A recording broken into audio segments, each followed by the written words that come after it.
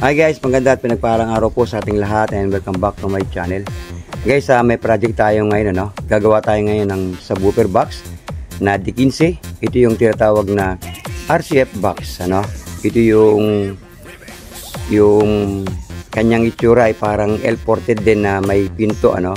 So, panoorin nyo guys kung paano ko gagawin, ano? At yung sukat. So, babanggitin natin mamaya yung kanilang mga sukat. So guys, mapapansin niyo, no, medyo malinis na yung aking shop. Wala na yung mga nagkalat na speaker, no? Kinuha na ng mga may-ari yung kanilang mga pinagawang mga speaker box. So, sayang nga lamang guys, gawa ng maraming project na hindi ko nagawa ng content. Gawa ng sunod-sunod, ano? So, ito lang yung oras natin para makagawa ng content. Ito nga yung gagawin nating RCF box. So, ito guys, ano, natabas ko na sila, no? Sa kanilang mga bahagi, ano. So ito yung isang box at ito rin yung isang box. So tara guys, lalo na sa mga baguhan, so abangan niyo, no. Babanggitin ko yung mga sukat at panoorin niyo kung paano natin na a-assemble ng isa-isa. At ipaliliwanag ko, ano, kung ano ba ang kahibaan o kaibahan ng L-ported box dun sa RCF box. Tara guys.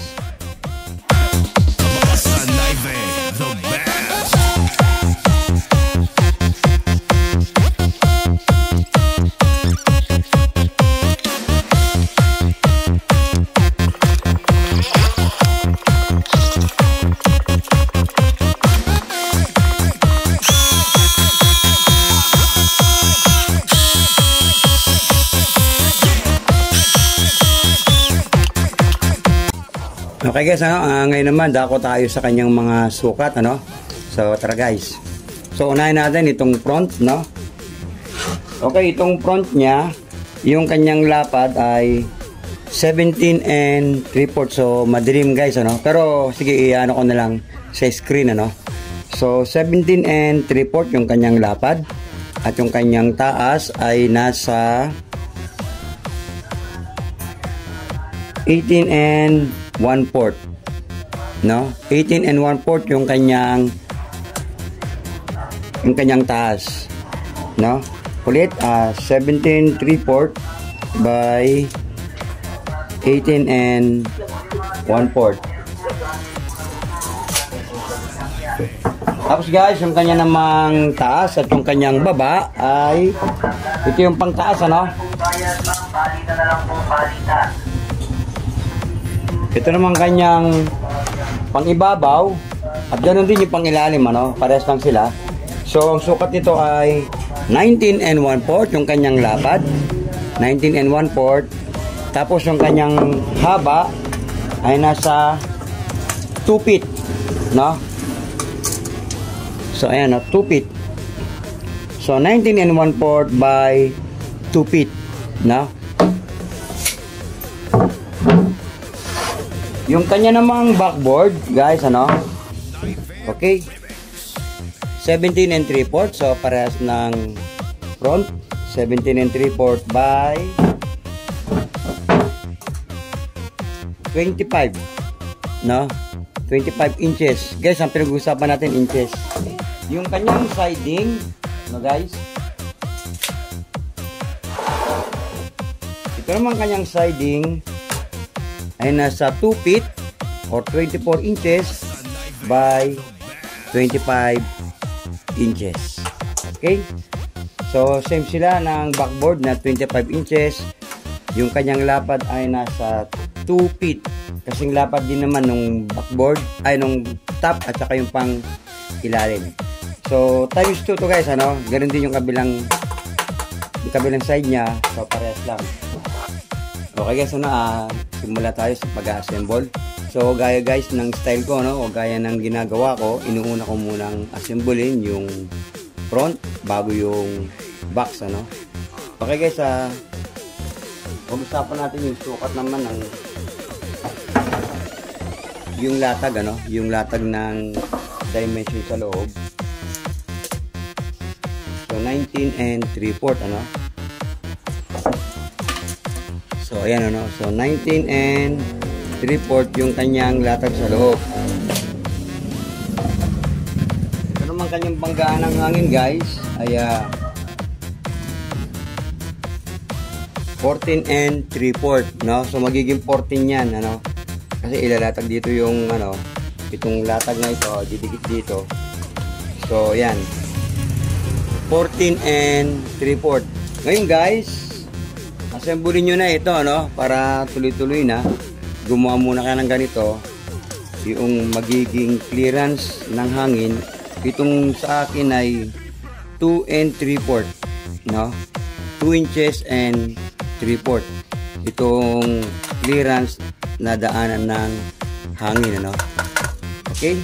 Tara guys, so parang ganito mangyayari niyan. Guys, ganyan ang mangyayari niyan, ano? Tapos guguhit na kayo dito sa loob, ano? Sa loob. Hindi guys yan yung imported na medyo nasa labas siya. Ito dahil RCF box ito, yung kanyang dimension ay nasa loob mismo ng box, ano? So guguhit na kayo. Ito sa akin, ang clearance ko yan ay 5 inches, ano? So mangyayari niya parang ganito.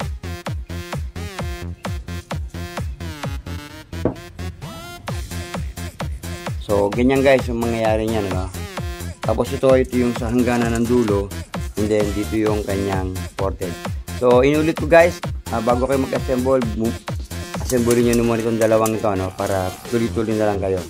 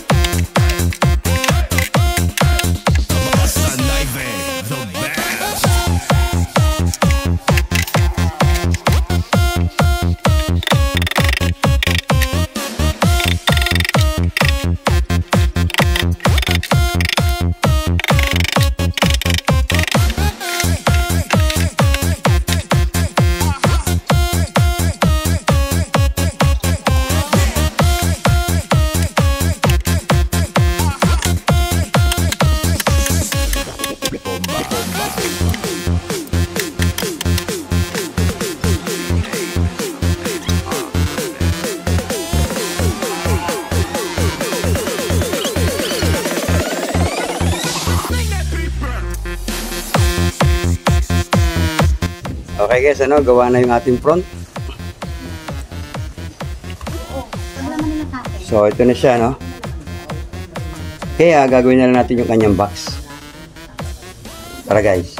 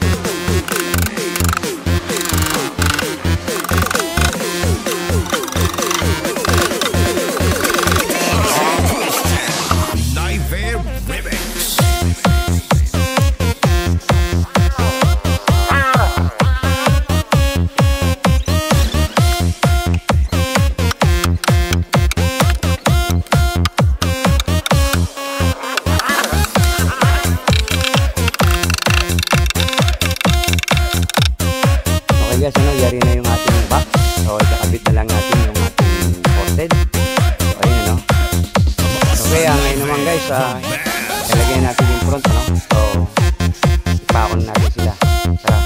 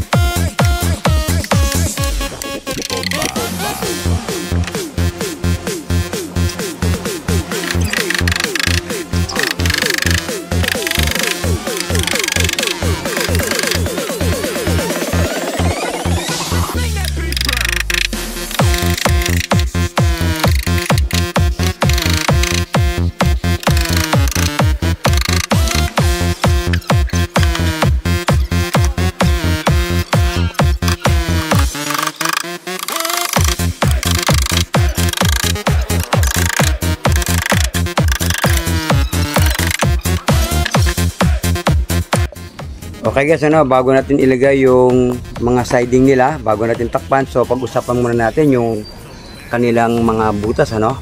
So gaya nito, no. So guys, mapapansin niyo para lang din siyang L-ported, ano, gaya ng mga ginawa natin mga L-ported.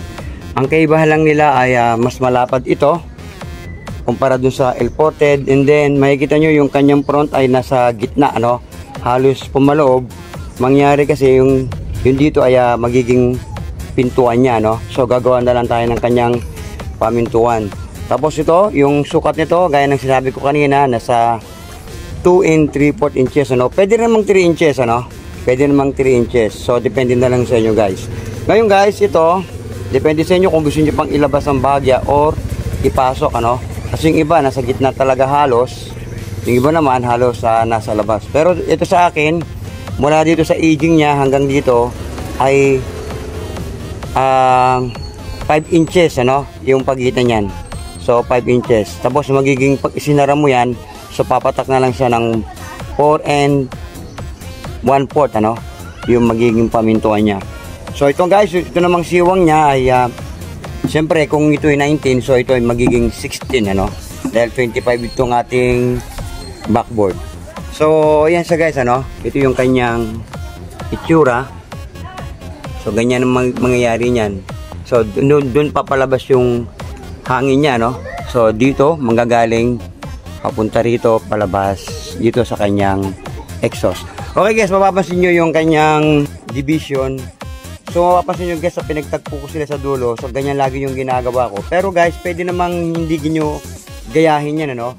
Pwede nga, ang iba nga wala nga nito, no. Pwede naman putol lang, ano, sa gitna. Putol lang dyan, kahit na ano, okay naman dito kahit putol lang din. So sa akin kasi sayang na, nasasayangan ako sa kahoy, kaya ginagawa ko, so dinediretso ko na lang siya, no. So ayun siya guys, oh. Yan, ganyan, dinediretso ko na lang yung kanyang, pinagtatagpo ko na lang sila dito sa dulo para hindi lang masayang yung kahoy.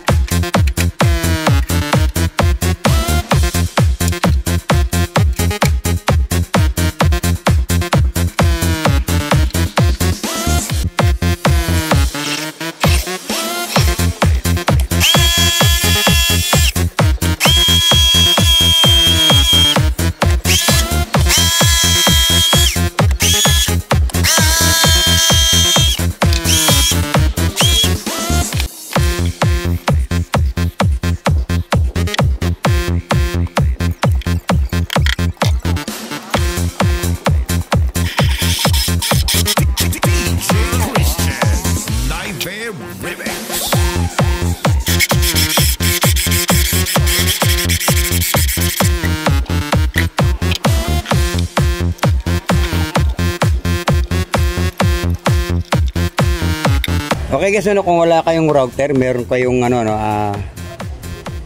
alternatibong pwedeng pag-ukitan ng bilog nito, no? Gaya niya, nakabaon na siya sa loob, ano? Mangyari kasi guys, yung router ko nasira na yun, ano? Kumbaga nasira na yung copper niya. Kumbaga bumabaw na siyang kusa. So ngayon, napabili ako nito, ano? Ito siya guys, itong magkabilang dulong to ay sukat sa bilog nito, ano. So, nabili ko to sa Shopee ng halagang 96 pesos, ano. So, yun na lang guys ang gagawin ninyo. Tapos, konting tiyaga nga lang, gawa ng huhukayin nyo pa ng, ano, huhukayin nyo pa siya.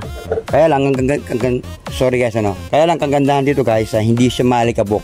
Unlike dun sa router na talagang habang nira-router mo yung alikabok nun ay talagang sobre, ano. Kaya lang, dito lang ay konting tiyaga.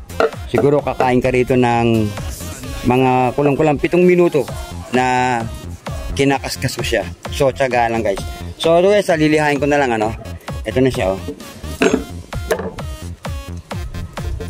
Sa Shopee guys, 96 pesos lang, ano. Ito siya guys, ano. Adjustable circle cutter. So, yan siya. Nabili ko sa Shopee ng halagang 96 pesos.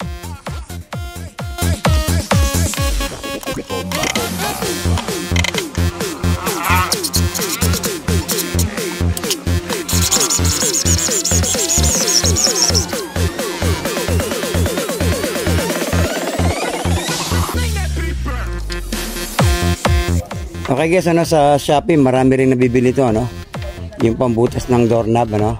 Ako guys, ang ginawa ko, ginuhitan ko na lang ito, ano, kinuha ko lang yung kapal ng speakon, tapos ginuhit ko, ano.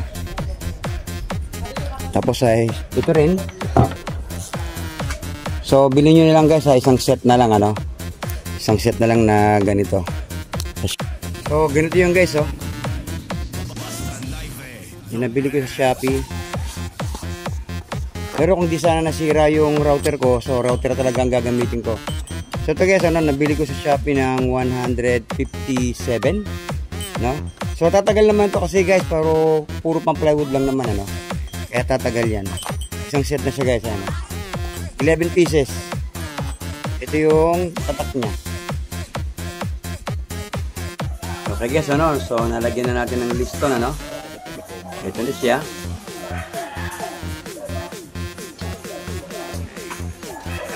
Sa pagkat ng liston guys, ito yung gamit ko, no? Para siguradong walang palag, accurate na 45 degree, no? So yung mga sobrang ganito, lilihain na lang yan, no? Ano, walang palag yan kasi gawa na naka 45 degree siya. Okay guys, ito namang mga ritaso na ito. Kasi natin ilalagay dito, ano, pamakuha ng, ano, ng pinto dito ang ating RCF na box. Okay.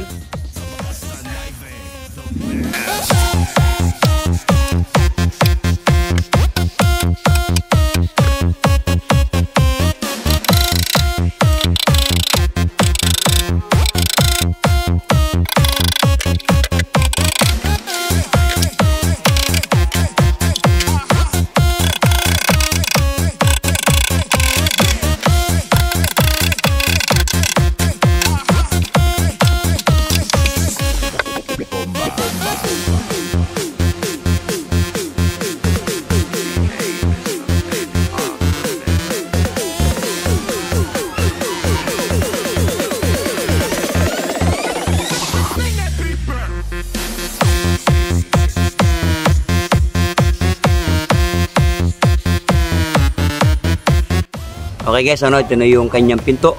So, nabutas na natin.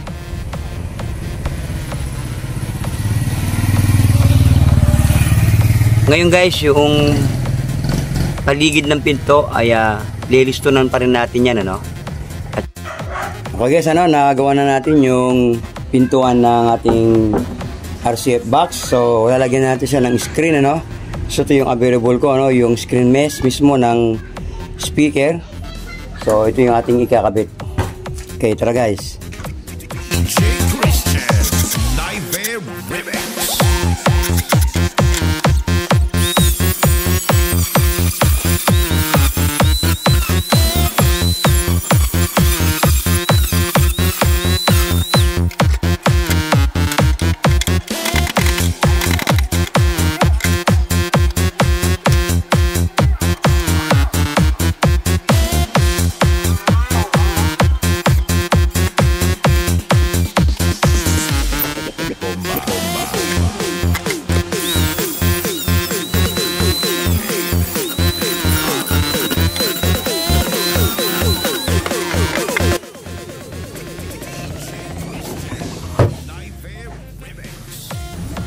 Okay guys, nailagyan natin yung kanyang pinto. Nagawa na rin natin siya ng screen. So, pinanggalingan ng screen dun sa kanyang screen mesh. Ngayon guys, lilihain na lang natin ng 80 grit and then finishing natin ng 240 grit. Tapos, kapitan natin yung kanyang mga accessories. Okay na.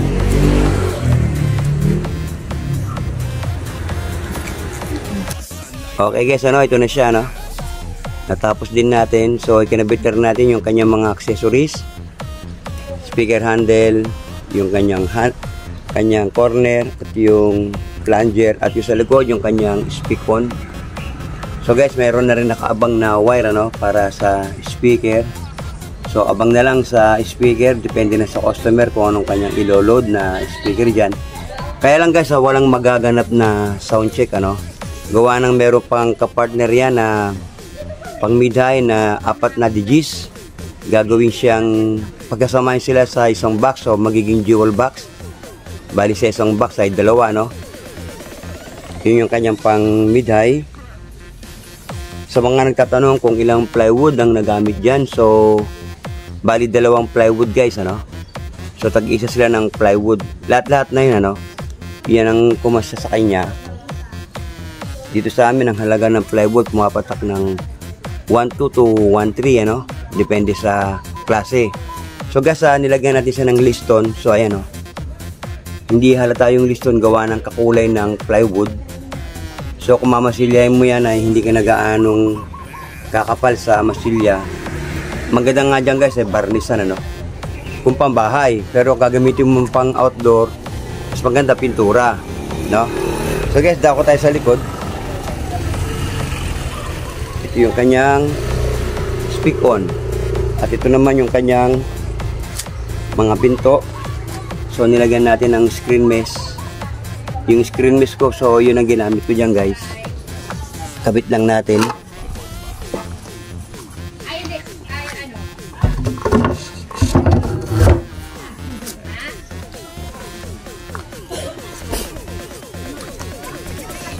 So ito siya guys,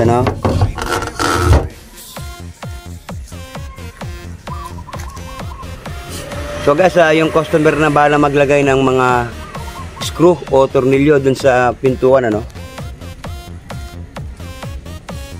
So yun na siya guys.